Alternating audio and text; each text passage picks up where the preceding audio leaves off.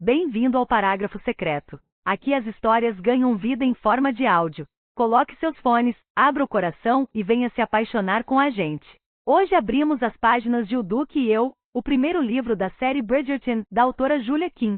Capítulo 1. Os Bridgerton são, de longe, a família mais fértil da alta sociedade. Essa qualidade da viscondessa e do falecido visconde é admirável, embora se possa dizer que suas escolhas de nomes para os filhos sejam bastante infelizes. Anthony, Benedict, Colin, Daphne, Eloise, Francesca, Gregory e Assintin. É claro que a organização é sempre algo benéfico, mas seria de esperar que pais inteligentes fossem capazes de manter os filhos na linha sem precisar escolher seus nomes em ordem alfabética. Além disso, a visão da viscondessa e de todos os seus 8 filhos num único ambiente é o bastante para que se ache que está vendo dobrado, ou triplicado, ou pior. Esta autora nunca tinha presenciado um grupo de irmãos tão absurdamente parecidos. Embora a autora não tenha memorizado as cores de seus olhos, todos os 8 têm estruturas ósseas semelhantes e os mesmos cabelos grossos e castanhos. É lamentável que a viscondessa, que está atrás de bons casamentos para a prole, não tenha tido filhos mais elegantes. Ainda assim, há vantagens numa família de aparência tão consistente, não há dúvida de que todos são legítimos. Ah, gentil leitor, sua dedicada autora gostaria que fosse assim entre todas as grandes famílias.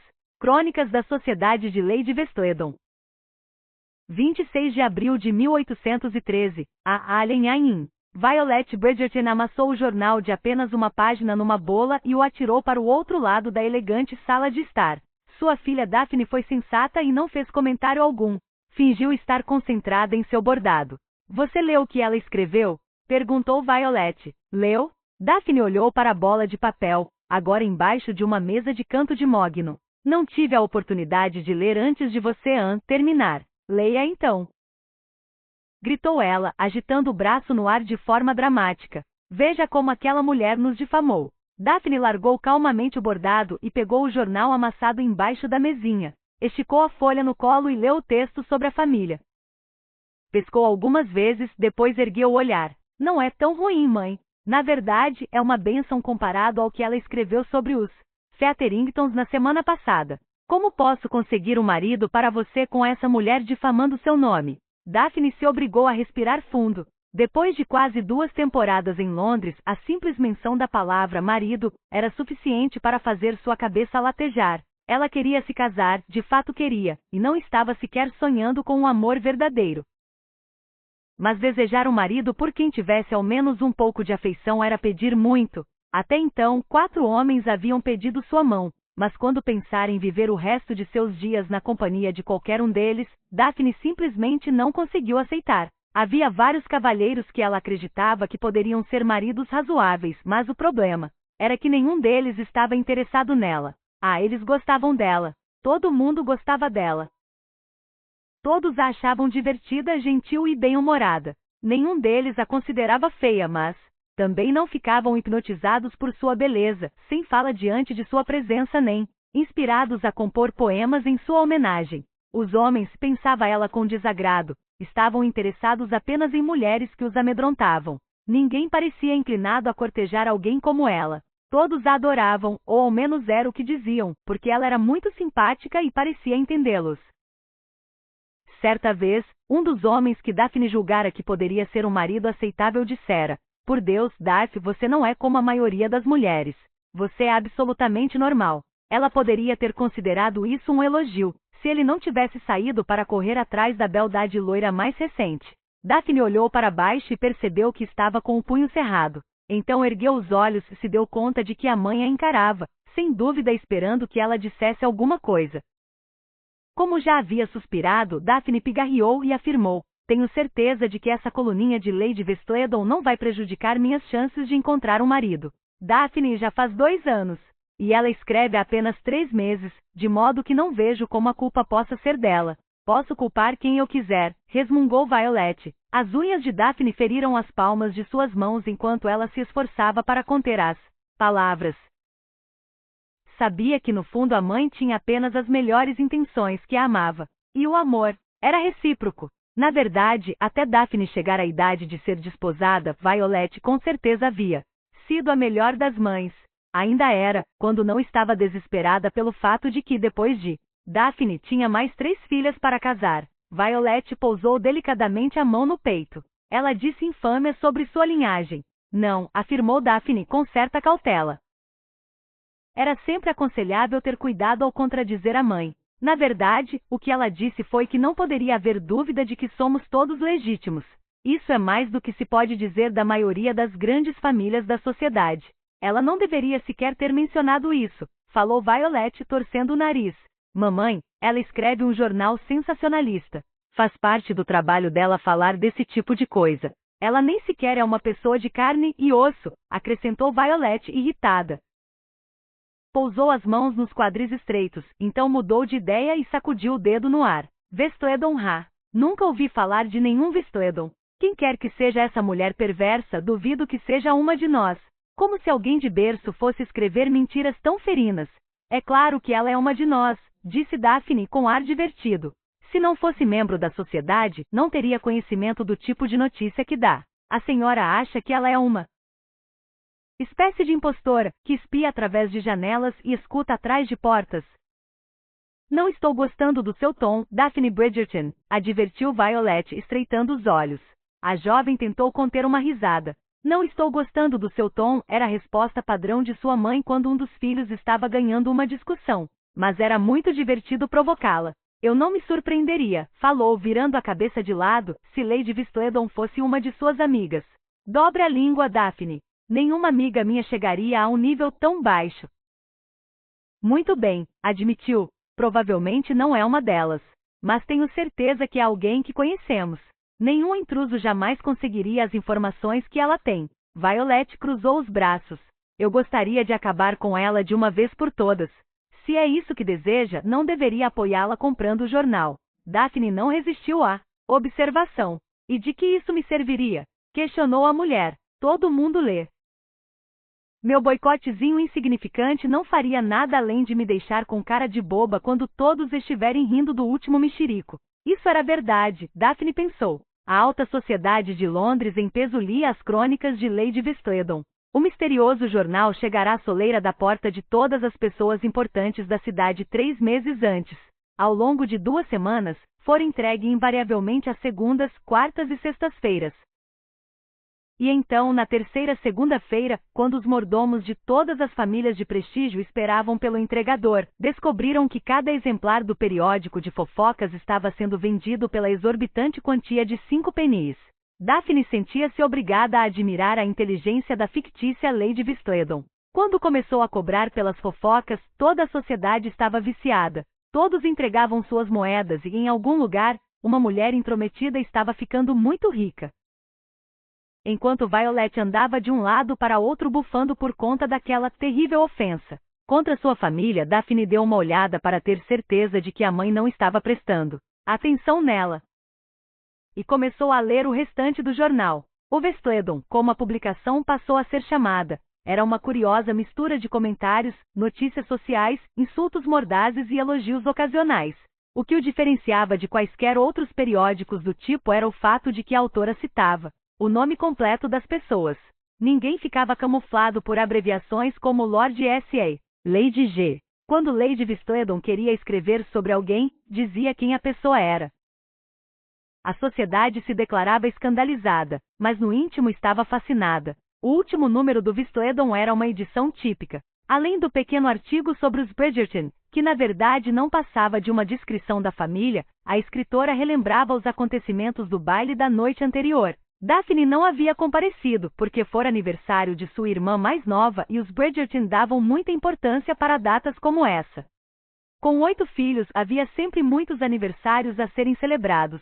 Você está lendo essa porcaria, acusou Violet. Daphne ergueu o olhar, recusando-se a se sentir minimamente culpada. A coluna está muito boa hoje. Parece que Cecil Tumbley derrubou uma torre inteira de taças de champanhe ontem à noite. É mesmo? Perguntou sua mãe, tentando mostrar desinteresse. É, disse Daphne. Ela faz um ótimo relato do baile Middlethorpe. Diz quem conversou com quem, o que todos estavam vestindo.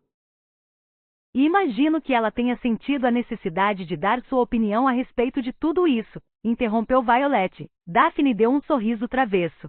Ah, por favor, mamãe. A senhora sabe que a senhora Featherington sempre fica horrorosa de roxo. Violet tentou não sorrir. Daphne viu os cantos dos lábios da mãe se retorcerem enquanto ela tentava manter a compostura que considerava adequada a uma viscondessa na presença da filha. Mas em 2 segundos estava sentada ao lado de Daphne no sofá. Deixe-me ver isso, disse ela, pegando o jornal. O que mais aconteceu? Perdemos alguma coisa importante? Sinceramente, mamãe, respondeu a jovem. Com Lady Vislandon como repórter, não é necessário ir a nenhum evento. Apontou para a publicação. Isso é quase tão bom quanto realmente ter estado lá. É provável que seja até mais satisfatório. Tenho certeza de que comemos melhor ontem do que os convidados do baile. E me devolva isso aqui. Agarrou o periódico de volta, deixando um canto rasgado na mão de Violet. Daphne. A menina fingiu indignação. Eu estava lendo. Ora, ouça isto. Violet inclinou-se para a frente e Daphne começou a ler. O libertino anteriormente conhecido como Conde de Clivedon finalmente decidiu agraciar Londres com sua presença. Embora ainda não tenha se dignado a comparecer a nenhum evento noturno respeitável, o novo Duque de Hastings foi visto diversas vezes no Vites e uma vez no Tattersall's. Fez uma pausa para respirar. Sua Alteza residiu no exterior por 6 anos. Será coincidência que tenha retornado apenas agora que o velho Duque está morto? Ela ergueu o olhar. Minha nossa, ela é bem direta, não? Clivedon não é amigo de Anthony? É Hastings agora, disse Violet automaticamente. E sim, acredito que ele e Anthony tenham sido amigos em Oxford. Acho que em Eton também. Franziu a testa e estreitou os olhos azuis, pensativa. Ele era meio problemático, pelo que me lembro. Estava sempre em conflito com o pai, mas tem fama de ser brilhante. Tenho quase certeza de que Anthony falou que ele era o melhor da turma em matemática, o que acrescentou dando uma revirada de olhos. Típica de mãe, é mais do que posso dizer de qualquer um dos meus filhos. Ai mãe, provocou Daphne. Não tenho nenhuma dúvida de que ficaria em primeiro lugar, em Oxford se aceitassem mulheres. Violet riu. Eu corrigia seus trabalhos de aritmética quando sua professora ficava doente, Daphne. Bem, talvez em história, então, disse Daphne sorrindo. Voltou a olhar para o jornal em suas mãos, indo direto para o nome do novo duque. Ele parece bem interessante, murmurou. Violet olhou para ela atentamente. Ele não é nem um pouco adequado para uma moça da sua idade, isso sim. É curioso que a senhora me ache jovem demais para conhecer os amigos de Anthony e ao mesmo tempo tão velha que morre de medo de que eu jamais consiga um bom casamento. Daphne Bridgerton, não estou gostando do meu tom, eu sei. A jovem sorriu. Mas a senhora me ama. Violet sorriu calorosamente e passou um braço sobre o ombro da filha. Isso é verdade, amo mesmo. Daphne deu um leve beliscão na bochecha da mãe. É a maldição da maternidade. A senhora precisa nos amar mesmo quando nós a irritamos. Violet deu um suspiro. Espero que um dia você tenha filhos, exatamente como eu sei. Daphne deu um sorriso melancólico e apoiou a cabeça no ombro de Violet. A mãe era questionadora em excesso e o pai se mostrará mais interessado em cães e caçadas do que em assuntos da alta sociedade, mas os dois haviam tido um casamento afetuoso, cheio de amor, alegria e filhos. Eu poderia fazer coisas muito piores do que seguir seu exemplo, mamãe, murmurou ela. Nossa, Daphne, falou Violet com os olhos se enchendo de lágrimas. Que coisa encantadora de se dizer. A jovem enrolou um cacho dos cabelos castanhos no dedo, sorriu e transformou o momento sentimental em provocação. Ficarei feliz de seguir seus passos em relação a casamento e filhos, mamãe, desde que eu não precise dar à luz 8 crianças. Naquele exato momento, Simon Bassett, o novo Duque de Hastings, assunto da conversa de Violet e Daphne, estava sentado no Vites. Sua companhia era ninguém menos que Anthony Bridgerton, o irmão mais velho de Daphne. Os dois formavam uma dupla formidável, ambos altos e fortes, com cabelos escuros bem fartos. Mas enquanto os olhos de Anthony eram castanho escuros como os da irmã, os de Simon eram azul claros, extraordinariamente penetrantes. Tinham sido esses olhos, mais do que qualquer coisa, que haviam lhe conferido sua reputação de homem importante e influente. Quando encarava alguém com firmeza e determinação, a pessoa se sentia desconfortável se fosse homem e estremecia se fosse mulher. Mas não Anthony. Os dois se conheciam havia anos, e o rapaz apenas ria quando Simon levantava uma sobrancelha e lançava seu olhar gelado para ele. Nem tente. Já vi você com a cabeça enfiada num penico, dissera-lhe Anthony certa vez. Desde então ficou difícil levá-lo a sério. Sim, mas, se não me falha a memória, era você quem estava me segurando sobre aquele receptáculo perfumado, responderá o amigo. Um de meus melhores momentos, sem dúvida. Mas você teve sua vingança na noite seguinte, na forma de uma dúzia de enguias na minha cama. Simon se permitiu sorrir ao lembrar tanto o incidente quanto a conversa sobre ele. Anthony era um bom amigo, exatamente do tipo com que um homem gostaria de contar em caso de necessidade. Havia sido a primeira pessoa que Simon procurara ao retornar à Inglaterra. Que bom que você voltou, Clivedon, disse Anthony depois que os dois se sentaram no Vites. Ah, imagino que você prefira que eu lhe chame de Hastings agora. Não, afirmou Simon de forma categórica. Hastings será sempre meu pai. Ele nunca atendeu por qualquer outro nome. Fez uma pausa. Assumirei o título dele, se for obrigado a isso, mas não usarei seu nome. Se for obrigado a isso? Anthony arregalou os olhos. A maioria dos homens não pareceria tão conformado diante da perspectiva de receber um ducado de herança. Simon passou a mão pelos cabelos escuros. Sabia que deveria cuidar de seu direito de nascença e exibir um orgulho incontestável pela história cheia de glórias da família Bassett, mas a verdade era que tudo aquilo o deixava mal passar a vida inteira sem corresponder às expectativas do pai. Agora parecia ridículo tentar ficar à altura do nome dele. Esse título é um fardo maldito, isso sim, resmungou ele por fim. É melhor você se acostumar, disse Anthony de forma pragmática, porque é como todos irão chamá-lo. Simon sabia que era verdade, mas duvidava que o nome algum dia lhe caísse bem. De qualquer forma, acrescentou Anthony, respeitando a privacidade do amigo ao não insistir num tema que claramente o deixava desconfortável. Estou contente por ter você de volta. Talvez enfim tenha alguma paz da próxima vez que acompanhar minha irmã a um baile. Simon recostou-se e cruzou as pernas longas e musculosas.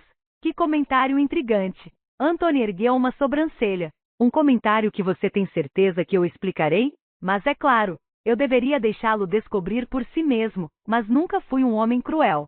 Simon riu, diz o homem que enfiou minha cabeça num penico. Anthony descartou o comentário com um aceno. Eu era jovem e justificou-se. E agora é um exemplo de maturidade e decoro. Anthony sorriu. Isso mesmo. Então me diga, continuou Simon, como exatamente eu tornarei sua existência tão mais tranquila? Imagino que você esteja planejando assumir seu lugar na sociedade. Imaginou errado, mas está pensando em ir ao baile de Lady Danbury esta semana, argumentou Anthony. Apenas porque adoro aquela senhora. Ela diz o que pensa e Simon semicerrou os olhos. E? Perguntou Anthony. Simon balançou a cabeça. Nada, é só que ela foi muito gentil comigo quando eu era criança. Passei alguns feriados escolares na casa dela com Riverdale, seu sobrinho. Anthony assentiu. Sei, então você não tem intenção de entrar para a sociedade. Estou impressionado com sua determinação. Mas deixe-me lhe dar um aviso. Mesmo que não queira participar dos eventos sociais, elas vão encontrar você. Simon, que estava no meio de um gole de conhaque, engasgou com atenção no rosto de Anthony quando ele disse elas. Depois de alguns instantes tossindo, enfim conseguiu perguntar. Por favor me diga, quem são elas? Anthony estremeceu. As mães. Como não tive uma, não sei se entendo o que quer dizer. As mães da sociedade, seu tolo. Aqueles dragões cuspidores de fogo que têm filhas em idade de casar, que Deus nos ajude. Você pode fugir, mas é impossível se esconder delas. E devo alertá-lo para o fato de que a minha é a pior de todas. Minha nossa! E eu pensando que a África era perigosa. Anthony lançou um olhar de pena ao amigo. Elas caçarão você. E quando o encontrarem, você se verá preso a um diálogo com uma moça pálida toda vestida de branco que não consegue falar sobre nada além do clima, clubes de debutantes e fitas de cabelo. Uma expressão animada tomou conta do rosto de Simon. Suponho, então, que durante minha estada no exterior você tenha se tornado um cavalheiro elegível. Não por vontade própria, posso lhe garantir. Se dependesse de mim, eu fugiria de eventos sociais como o diabo foge da cruz. Mas minha irmã debutou ano passado e sou obrigado a acompanhá-la de vez em quando. Daphne? Anthony olhou para o amigo surpreso. Vocês já se conhecem? Não, admitiu Simon. Mas me recordo das cartas que ela mandava para você na escola. E lembrei que era a quarta dos filhos, de modo que seu nome teria que começar com D. E assim, interrompeu Anthony, revirando levemente os olhos. O método Bridgerton de batizar os filhos. Uma garantia para que ninguém se esqueça de quem são eles. Simon riu. Funcionou, não foi? Escute, Simon, falou Anthony de repente, inclinando-se para a frente. Prometi à minha mãe que jantaria na casa Bridgerton nesta semana com a família. Por que não vai comigo? O rapaz levantou uma sobrancelha. Você não acabou de me alertar sobre as mães da sociedade e suas filhas debutantes? Anthony riu. Farei com que minha mãe se comporte. E não se preocupe com Daphne, ela é a exceção que comprova a regra. Você gostará muito dela. Simon estreitou os olhos. Anthony estava bancando o casamenteiro? Não tinha como dizer. Como se lesse seus pensamentos, Anthony riu. Meu Deus, você não acha que estou tentando juntar você e Daphne, acha? Simon não disse nada. Vocês nunca dariam certo, completou. Você é muito taciturno para o gosto dela. O rapaz achou esse comentário estranho, mas em vez de falar sobre isso preferiu perguntar. Então ela recebeu alguma proposta? Algumas. Anthony bebeu o restante do conhaque e suspirou com satisfação. Eu permiti que ela recusasse todas. Muito benevolente de sua parte. O jovem deu de ombros. Talvez seja muito, hoje em dia, querer se casar por amor, mas não vejo por que ela não deva ser feliz com o marido. Recebemos propostas de um homem com idade para ser pai dela, de outro com idade para ser irmão mais novo do pai dela, de um que era arrogante demais na opinião de nosso barulhento clã. E esta semana, meu Deus, foi o pior. O que aconteceu? Perguntou Simon, curioso. Anthony esfregou as têmporas. Este último era bastante agradável, mas de raciocínio meio lento. Era de esperar que depois dos nossos dias de libertinagem eu estaria completamente insensível, mesmo? Perguntou Simon com um sorriso diabólico. Era de esperar? Anthony repreendeu-o com o olhar. Não gostei muito de partir o coração do pobre coitado. Oh, não foi Daphne quem fez isso? Sim, mas fui eu quem deu a notícia a ele.